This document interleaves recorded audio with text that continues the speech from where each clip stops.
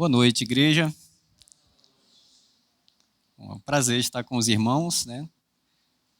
E é motivo de gratidão a Deus, mas também de grande responsabilidade sempre abrir a sua palavra e compartilhar com cada um dos irmãos, das irmãs. Bom, o reverendo Joaquim já explicou ali, né? O contexto em que eu estou, né? E hoje nós vamos meditar no Evangelho de Marcos, no capítulo 14. Nós vamos ver aquele relato passado no Getsemane, né? Ou seja, do verso 32 ao 42. Marcos 14, do 32 ao 42.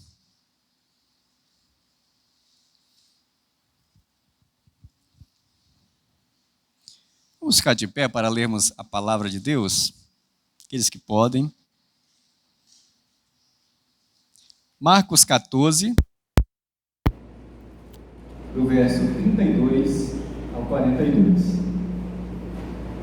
Diz assim a palavra de Deus: Então foram a um lugar chamado Getsemane. Ali chegados, disse Jesus a seus discípulos: Assentai-vos aqui, enquanto eu vou orar. E levando consigo a Pedro, Tiago e João, começou a sentir-se tomado de pavor e de angústia. E lhes disse: A minha alma está profundamente triste até a morte. Ficai aqui e vigiai. E adiantando-se um pouco, prostrou-se em terra e orava para que, se possível, lhe fosse poupada aquela hora. E dizia: Abba, Pai, tudo te é possível. Passa de mim este cálice. Contudo, não seja o que eu quero, e sim o que tu queres. Voltando, achou-os dormindo, e disse a Pedro: Simão, tu dormes? Não pudeste vigiar nem uma hora? Vigiai e orai, para que não entreis em tentação. O espírito, na verdade, está pronto, mas a carne é fraca. Retirando-se de novo, orou, repetindo as mesmas palavras. Voltando, achou-os outra vez dormindo, porque os seus olhos estavam pesados, e não sabia o que lhe responder. E veio pela terceira vez e disse-lhes: Ainda dormis e repousais? Basta, chegou a hora. O Filho do Homem está sendo entregue nas mãos dos pecadores.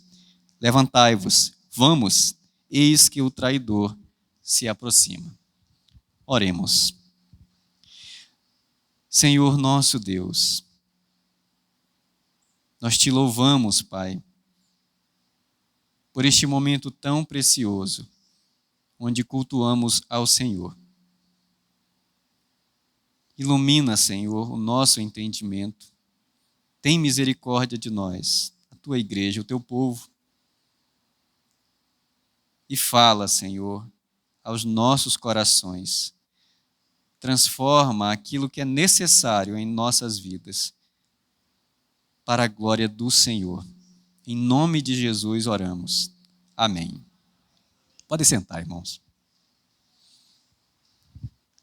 O título da mensagem de hoje são as armas de Jesus a serem usadas em batalha. As armas de Jesus a serem usadas em batalha. E o nosso objetivo é compreender a realidade da batalha espiritual, observando Jesus Cristo, o nosso Senhor, e as armas que devem ser usadas. Esse contexto de armas, né, eu trouxe exatamente porque ele é muito evidente nos nossos dias, né? Só que as armas aqui nós vamos ver que elas são um pouco diferentes, aliás, bastante, né? As armas do cristão. Os nossos dias, como ilustração, né, eu trago aqui como uma ilustração, os nossos dias eles estão bastante tensos, né? Dificilmente alguém, até as crianças, estão envolvidas no cenário atual em que nós vivemos, pré-eleição, né? Às vezes nós vemos e ouvimos coisas e nós ficamos tristes, né? Às vezes nós ficamos abalados no nosso interior. Mas uma pergunta retórica é: o que nós fazemos quando estamos assim? Nós vamos assistir um filme, nós reagimos, nós amaldiçoamos no sentido de falar palavras ruins contra uma pessoa, ou às vezes na rede social, ou nós oramos. É isso que nós vamos ver aqui. Bom, o contexto, meus irmãos, é similar em que esses discípulos e o Senhor Jesus está vivendo. Porque a palavra tristeza que nós vimos aqui, ela ajuda a gente aqui a entender melhor esse contexto, tá bom? Marcos aqui descreve esse sentimento em Jesus, no verso 34, como nós lemos. É isso? O que Marcos narra aí? Verso 34. Ele narra a palavra que Jesus disse: a minha alma está profundamente triste até a morte. Bom, Lucas, ao descrever também, ao narrar acerca desse relato no seu evangelho, vamos abrir lá em Lucas 22, 45. Lucas 22, 45.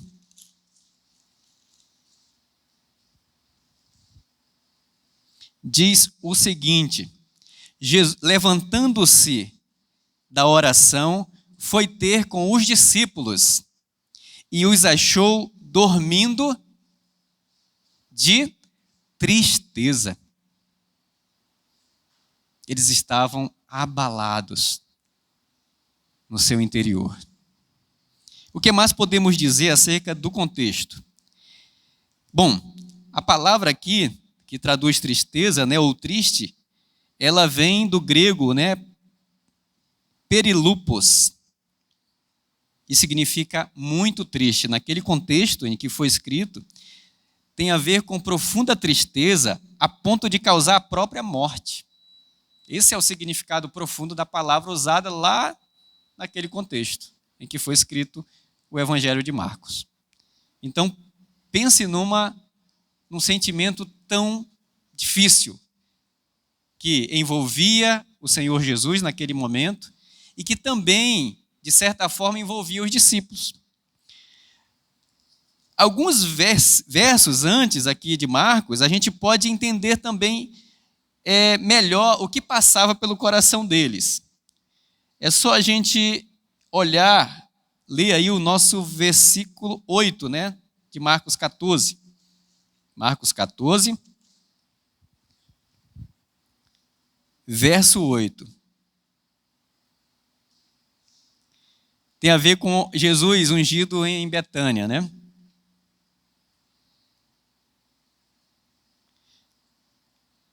Judas, né, ali, né, ele contesta ali a atitude do desperdício daquele perfume, né? Porque aos pobres, verso 7, sempre os tendes convosco, Jesus vai falar, né? E quando quiserdes, podeis fazer bem, mas a mim nem sempre me tendes. E aí vem o verso 8. Ela fez o que pôde, antecipou-se a ungir-me para a sepultura. Quem ouviu isso? Os discípulos, os apóstolos. Eles ouviram essa frase, embora eles não tivessem o entendimento completo de tudo isso, mas eles ouviram o Senhor Jesus falar a respeito disso. Ungir-me para a sepultura? Ok. E a história continua. Verso 18 e 19, eu peguei só o contexto mais próximo. Verso 18 e 19 vai dizer assim: quando estavam à mesa e comiam, Disse Jesus: em verdade vos digo que um dentre vós, o que come comigo, me trairá. E eles começaram a entristecer-se e a dizer-lhe, um após o outro: porventura, sou eu? Então Jesus diz: um dentre vós irá me trair. E eles ficam o quê? Tristes. E começam a questionar um por um: sou eu? Sou eu, Senhor? E o verso 22 e 24 também vai nos ajudar a entender o que está acontecendo com o interior desses discípulos, né? 22 e 24, né? Foi isso que eu falei, né? O que diz aí? Ainda do capítulo 14 de Marcos. E enquanto comiam, isso na hora da ceia, tomou Jesus um pão e, abençoando-o, partiu e lhes deu, dizendo: tomai, isto é o meu corpo. Hã? Imagina os discípulos, né? Meu corpo. E Jesus continua. A seguir, tomou Jesus um cálice e, tendo dado graças, o deu aos seus discípulos e todos beberam dele. Então lhes disse: isto é o meu sangue, o sangue da nova aliança, derramado em favor de muitos. Meu corpo e meu sangue, Senhor? Como assim? E percebam que o relato da traição, o aviso tinha sido momentos antes. E para finalizar, meus irmãos, do verso 27 a 31, vai dizer que eles estão ali, né? E Jesus diz: todos vós vos escandalizareis, porque está escrito: ferirei o pastor e as ovelhas ficarão dispersas. Mas depois da minha ressurreição irei adiante de vós para a Galileia. Disse-lhe Pedro: ainda que todos se escandalizem, eu jamais. Respondeu-lhe Jesus: em verdade te digo que hoje, nesta noite, antes que 2 vezes cante o galo, tu me negarás 3 vezes, falou a Pedro. Mas ele insistia com mais veemência: ainda que me seja necessário morrer contigo, de nenhum modo te negarei. E aí vem aquilo que está dentro de todo do coração de todos eles. Assim disseram todos. Então, é nesse contexto, meus irmãos, que eles estão vivendo esse relato de hoje, ao qual nós estamos meditando. Que tenso, né? Que situação desconfortável eles estão vivendo aqui.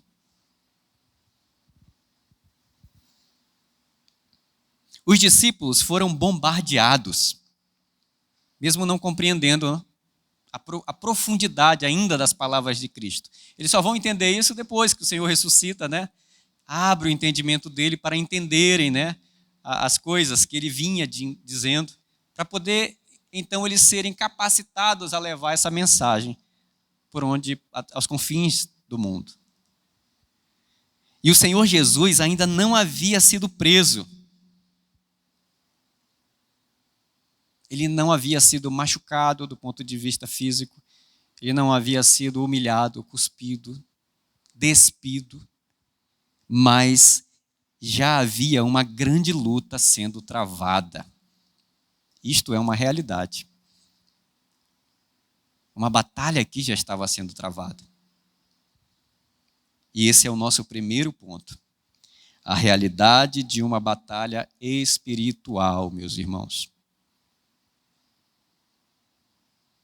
Uma batalha que você e eu lutamos, e às vezes nem o nosso cônjuge, né, não sabe. Às vezes o nosso patrão, a nossa professora. A realidade de uma batalha espiritual. Bom, esse é o nosso primeiro ponto. A batalha do Senhor Jesus para salvar seus discípulos está sendo intensificada. Aqui está sendo intensificado, meus irmãos. O cálice da ira de Deus sobre o pecado está prestes a ser derramado sobre o Senhor Jesus. Por isso ele ora e diz: Pai, se possível, passa de mim este cálice. Esse cálice, ele foi anunciado pelo próprio Deus. O cálice da ira de um Deus santo, um Deus que está irado contra o pecado. E Jesus tem noção disso. Por isso ele está tomado de pavor e de angústia. Olha o verso 33 e 34 aí. Marcos 14, 33 e 34. E levando consigo a Pedro, Tiago e João, começou-se a sentir-se tomado de pavor e angústia. E lhes disse: a minha alma está profundamente triste até a morte. Ficai aqui e vigiai. Satanás e todas as suas hostes, meus irmãos, embora de maneira invisível aqui aos olhos dos discípulos, nesse ambiente espiritual, neste mundo espiritual, estão tentando frear o Senhor Jesus. Como assim, irmão? Isso nós falamos por analogia ou inferência, né? É só nós lembrarmos do início do ministério público de Jesus, quando ele é levado ao deserto para ser o quê? Tentado. Então, desde o início do ministério público, como nós podemos dizer assim, Satanás está ali batalhando. E o Senhor está aqui angustiado. Ele está tomado de pavor e angústia. A palavra Abba, meus irmãos, ela potencializa a dor do Senhor. A palavra Abba, ela é de uma origem aramaica, né? Ela significa pai. Só que é uma expressão destinada para algo muito próximo, um relacionamento estreito. Essa palavra era usada nesse contexto, né? Algo muito cheio de um relacionamento íntimo. Daqueles que muitas vezes nós deixamos de ter com nossos pais. Por causa do nosso coração pecador. Mas aqui é algo tão íntimo que o Senhor, ele, antes de falar a palavra pai, ele traz à mente dos apóstolos, né? Um termo muito específico, Abba. Quando ele trouxe essa palavra, os discípulos sabiam o que estava significando ali, né? Jesus está adiantado, né? Ele está ali orando, e os discípulos, ele diz aqui, ó, fiquem aqui, observem, vigiem, né? Estejam atentos.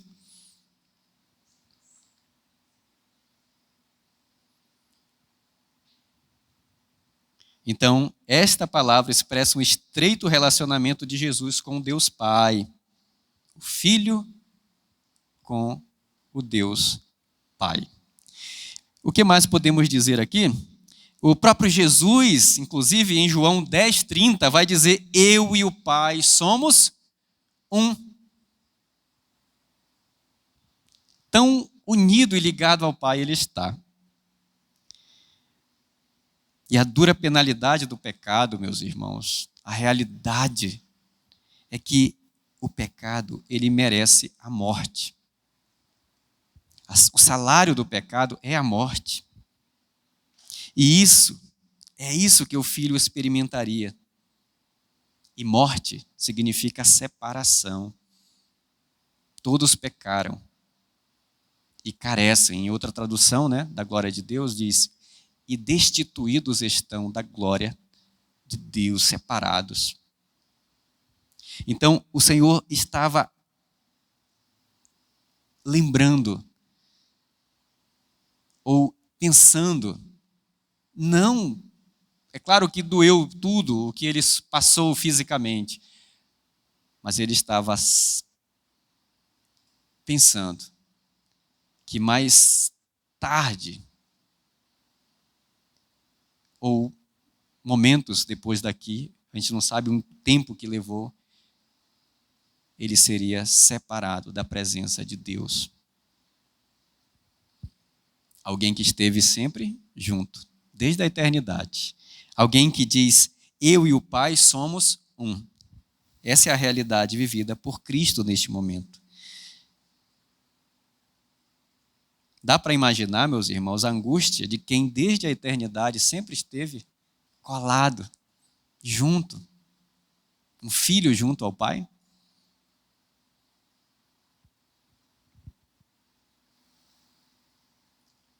Mas o que a palavra de Deus diz a respeito disso?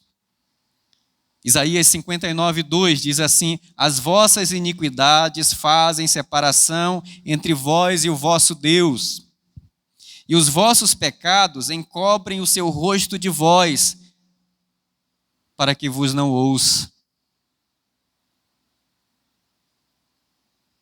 O pecado tem este final triste.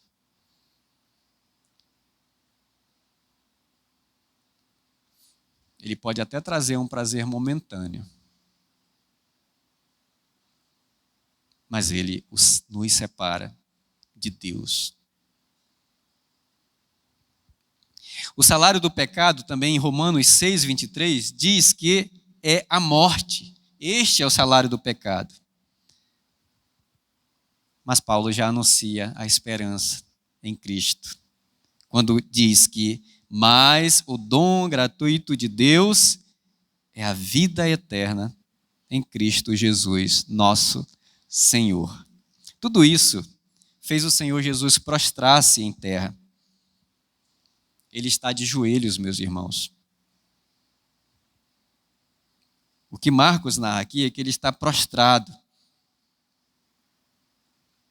E ele ora, para que, se possível, lhe fosse poupada aquela hora que se aproximava.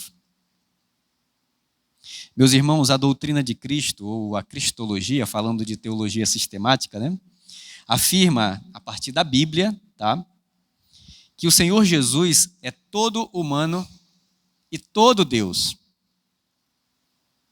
Algumas pessoas podem imaginar, não, mas ele tem mais resistência, ele tem mais, ele é especial, no certo? Ele é o super-homem do ponto de vista humano. Será que é isso mesmo?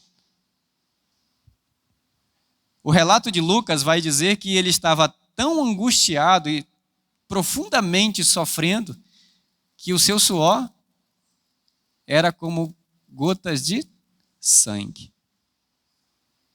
O super-homem que nós conhecemos, ele nem é ferido, do ponto de vista físico. Mas o Senhor Jesus, ele é todo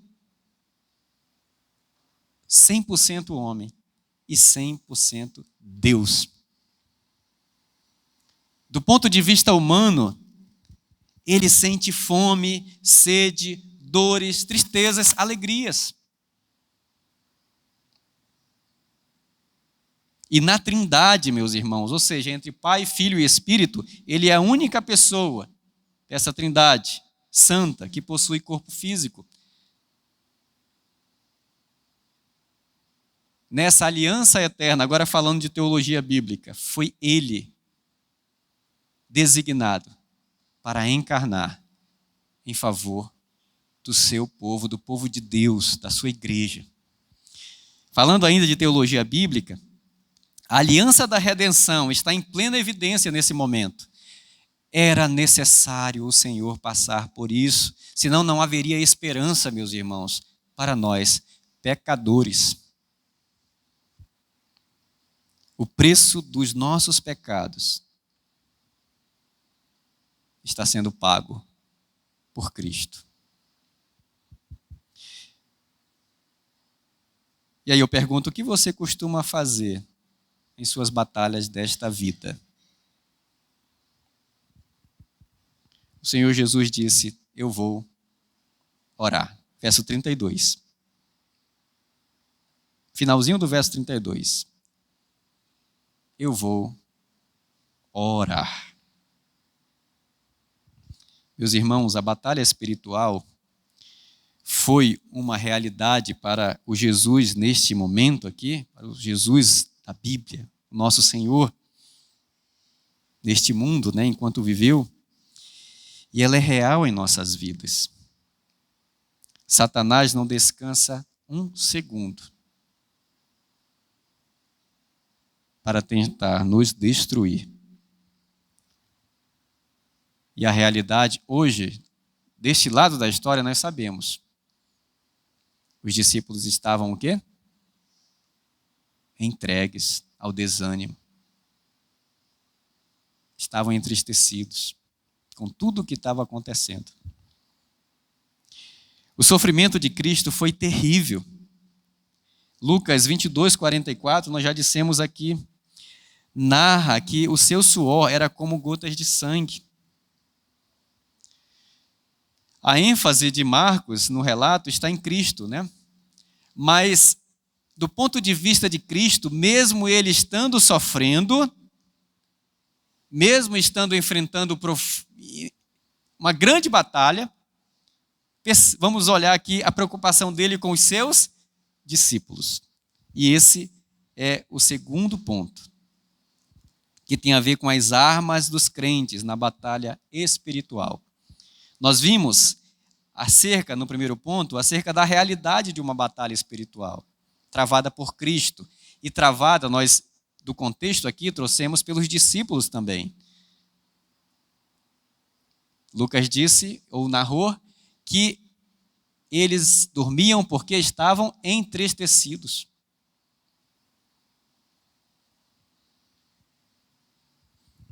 E o segundo ponto é, percebam bem, Jesus está sofrendo profundamente,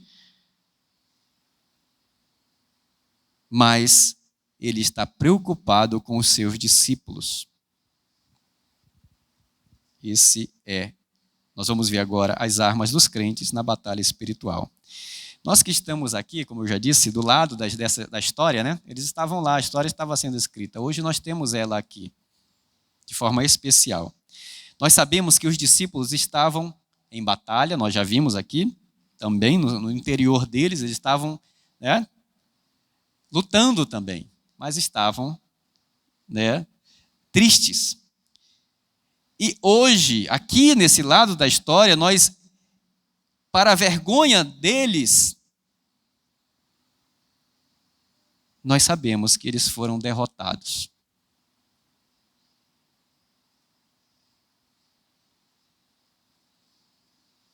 Eles foram derrotados. Olha o verso 50 aqui. O que diz o verso 50?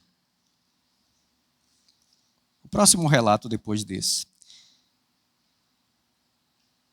Então, deixando, todos fugiram.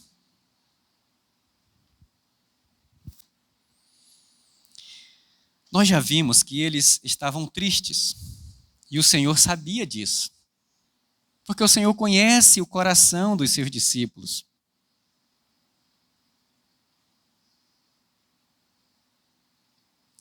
Mas em vez de dizer, vejam bem, em vez do Senhor Jesus dizer, não fiquem tristes, o que ele disse?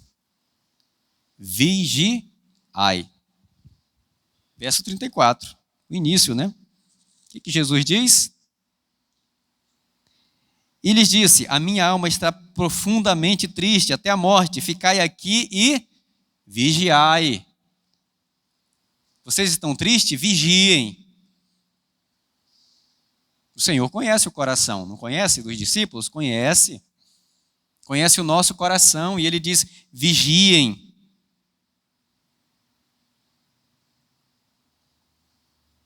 E essa é a primeira arma a ser usada. Não sei se o pessoal ficou assustado aqui que a gente ia colocar metralhadoras aqui em cima da mesa, né? Não. Essa é a primeira arma apresentada aqui pelo Senhor. Vigiai.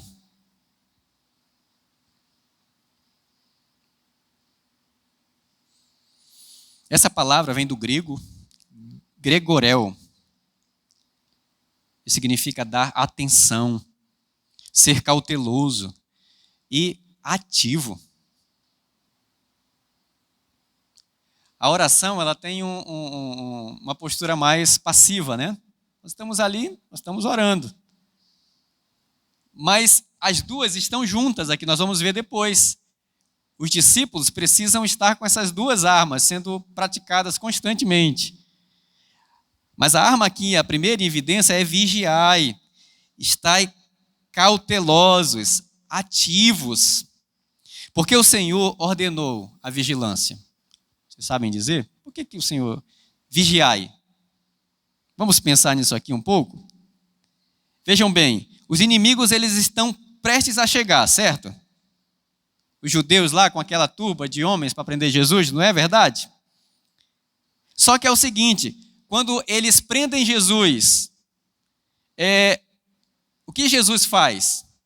Que Pedro puxa a espada, corta a orelha lá do Malco. Jesus diz, guarda a espada. E Jesus o que faz? Se entrega a eles. Ué, para que ele pediu que os discípulos vigiassem? Não era para ficarem atentos contra aqueles inimigos externos que estavam prestes a aparecer? Não. Não era contra aqueles inimigos. Senão ele não teria se entregado.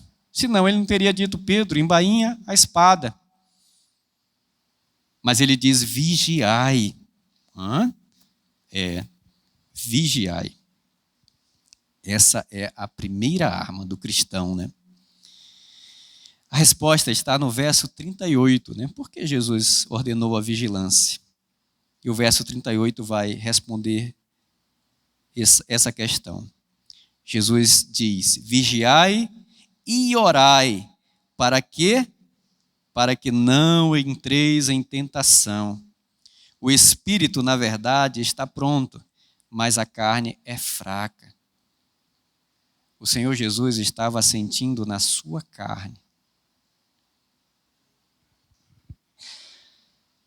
o cálice da ira de Deus.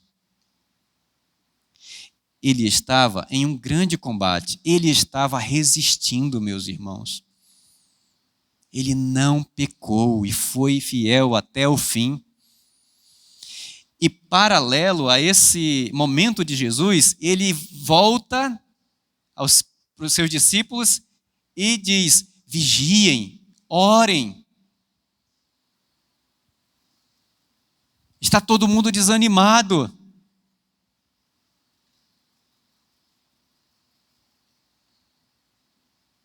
Jesus ordena, vigiai e orai. Para quê? Para que não entreis em tentação.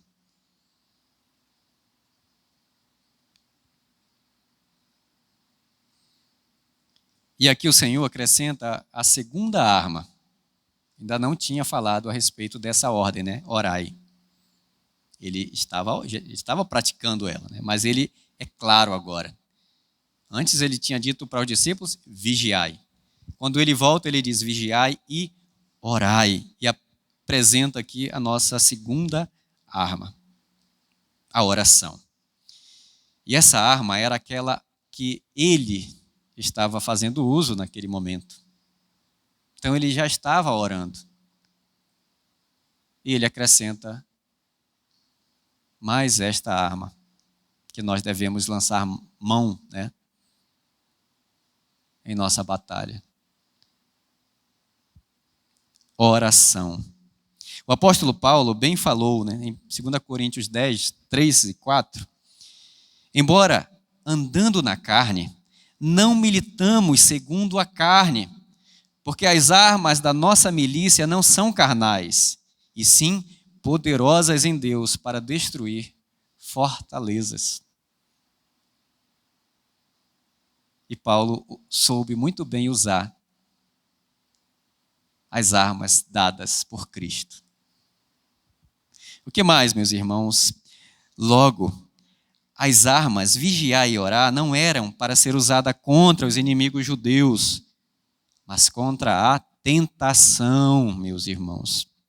Essa tentação que estava naquele momento bombardeando o coração dos apóstolos de Jesus. Como assim? Isso, daqueles discípulos que ele tinha maior intimidade, daqueles que estavam mais próximos a ele desde o princípio. Não eram das mulheres que estavam ali, né? Sempre servindo, ajudando, auxiliando o Senhor Jesus. Mas daqueles que eram aqueles que iriam continuar, que ia liderar a missão. E sabe qual era a tentação deles?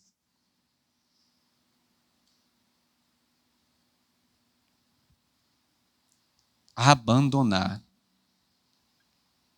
o Senhor Jesus. Como assim, irmão? O vocábulo lá no grego, né? Todos vós vos escandalizareis,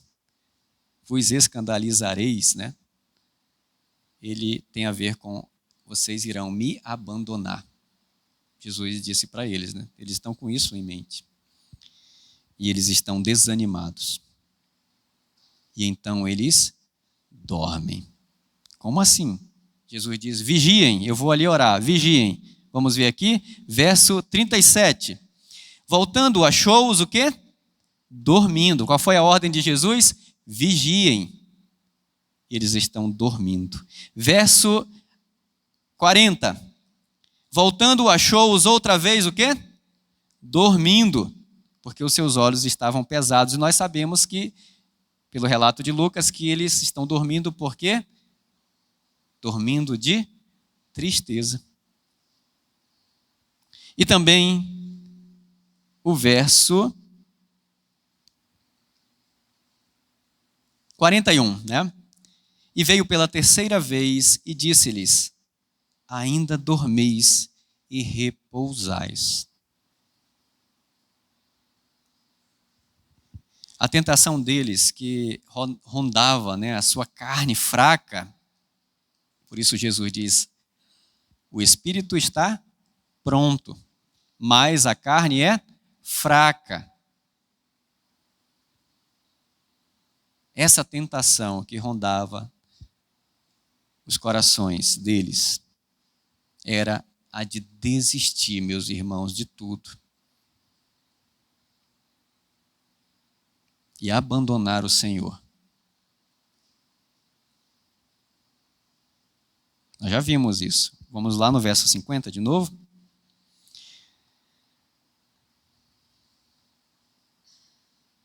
Jesus é preso, né? E o verso 50 narra aqui, então, deixando quem? Jesus, todos fugiram. Esse é o contexto mais próximo, né? Mas mesmo sabendo disso, a ordem de Cristo foi e continua sendo, meus irmãos, vigiai e orai. O Senhor sabia disso. Ele já tinha dito antes, todos vós vos escandalizareis. Eu sei que vocês vão me abandonar. Antes mesmo, o Senhor já sabia disso. E aí vem esse relato que nós estamos estudando hoje. E Jesus sabe disso, mas ele diz o quê? Vigiai e orai, para que não entreis em tentação. Nessa batalha que vocês estão travando aí nesse momento, vigiem e orem. O espírito está pronto, mas a carne é fraca. Esse foi um argumento de Satanás, né? Contra Jó. Lembra o que Satanás disse? Primeiro ele falou das posses, né? Da família grande de Jó. E depois ele disse, toca na carne dele. Deixa a doença vir. O desconforto do Senhor Jesus era grande. E ele não desistiu. E às vezes nós, por tristeza,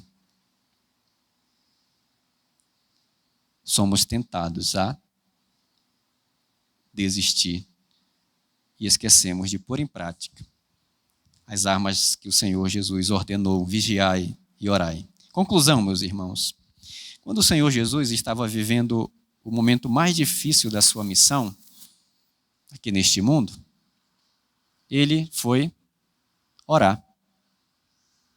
Ele derramou suas dores diante do Pai. Ele se derramou diante do Pai.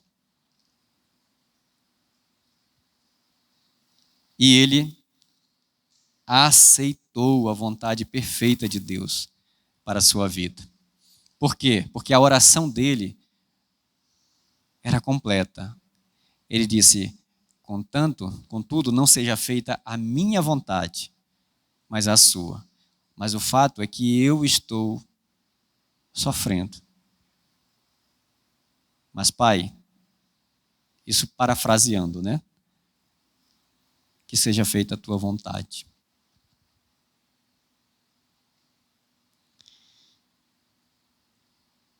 E você? O que costuma fazer diante das dificuldades? Diante das batalhas que se levantam, né, no dia a dia? Você usa a sua força? O seu braço, né? Os seus recursos?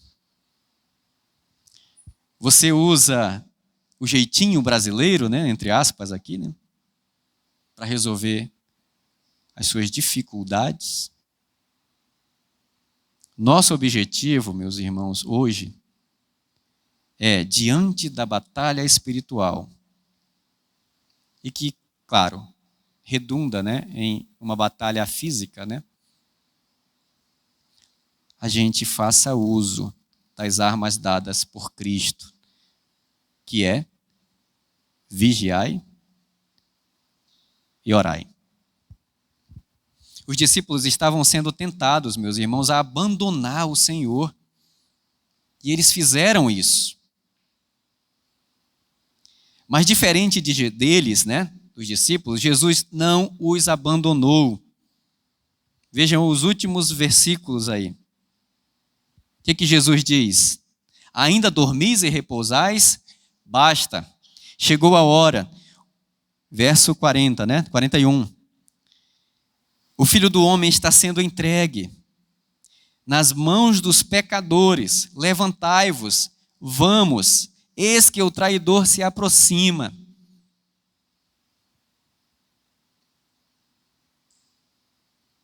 Essa palavra aparece em primeira leitura contra os discípulos, mas não, Jesus, ele, apesar de saber que os discípulos o abandonariam, ele poderia ter dito: eu desisto de vocês.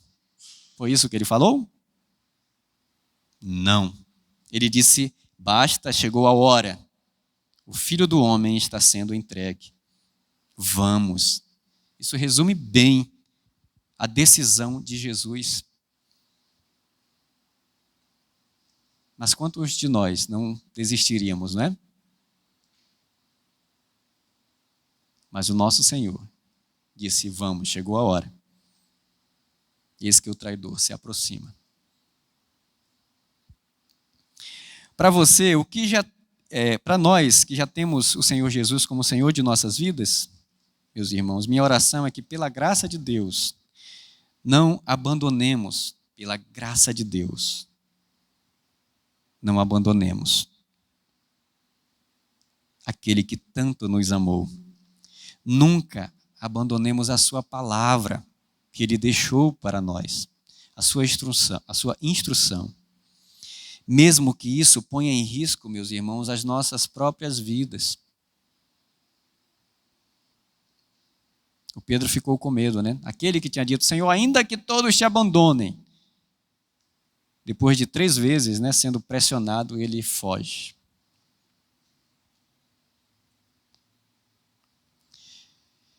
Nós caímos por dormirmos por 1 segundo em nossa vida de santidade. Cochilamos um pouquinho. E aí caímos. Às vezes somos valentões, não é verdade? Como Pedro. Mas os piores pecadores quando estamos sozinhos, quando ninguém está nos vendo. Como está a sua alma, o seu interior? Você tem vigiado e orado para não entrar em tentação? Um exemplo que nós temos é o rei Davi, um grande guerreiro, não é verdade? Que saía, nós temos salmos, né, escrito à frente, nas batalhas, grande guerreiro. Mas por não ter vigiado, caiu em grande pecado, meus irmãos, no caso de Batseba. Ele sofreu amargamente em sua própria carne e viu a sua família se esfacelar. E um grande guerreiro. Como você se sente depois do que ouviu hoje aqui? Como está a sua vida perante Deus que vê o seu coração e o meu também? Que o Senhor nos livre dessa desgraça, de relaxarmos a nossa posição enquanto soldados de Cristo, de deixarmos de usar essas armas que Ele nos deu. O sentinela, normalmente, em um posto de serviço, ele é pego exatamente quando está dormindo. O Senhor nos deixou essas duas armas, vigiar e orar. Ou seja, não devemos dormir espiritualmente, tá, meus irmãos? Depois daqui, por favor, vamos dormir, vamos para casa. Mas o objetivo de Cristo aqui é a nossa batalha, que começa nos nossos corações, na nossa carne frágil, e em tudo aquilo que está ao redor, o mundo e a sua estrutura corrupta, Satanás. O Senhor disse: vigiai e orai. E minha oração a Deus por você é que, pela graça dele, se você ainda não o conhece, você obedeça ao que ele diz na sua palavra. Romanos 10, 9. Se com a tua boca confessares Jesus como Senhor, e em teu coração creres que Deus o ressuscitou dentre os mortos, serás salvo. Que o Santo Espírito de Deus aplique a sua santa palavra em nossos corações, meus irmãos. Está encerrado. Tá? Obrigado. Vamos orar, né? Senhor Deus, nós nos prostramos diante de Ti, ao lembrar da maneira como o Senhor nos salvou. A salvação oferecida a nós e que é proclamada a todo o mundo não foi de graça, Senhor. Custou um alto preço. E hoje nós podemos lembrar um pouco do que o Senhor padeceu por nós. Também para nossa vergonha, a vergonha do homem natural. Nós podemos nos enxergar na postura daqueles discípulos desanimados. Quantas vezes somos assim, Senhor, diante das batalhas que travamos neste mundo.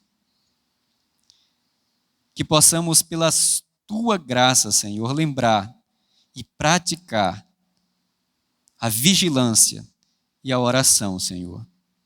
Principalmente em momentos tão decisivos, Pai, como este em que estamos vivendo. Que possamos estar atentos com nossas obrigações de estarmos vigilantes e sempre orando, Senhor. Por favor, que possamos praticar as Tuas verdades, Pai. Tem misericórdia das nossas vidas e ajuda-nos, Senhor, sempre. Muito obrigado pelo que nos deste. Nos ajuda, Pai. Não somos capazes sozinhos de produzir isso em nossas vidas. Mas o Senhor, pelo Teu Santo Espírito, pela instrução da Tua palavra, é o único que pode nos levar a uma vida de santidade. Obrigado, Senhor. Nós oramos em nome de Jesus. Amém.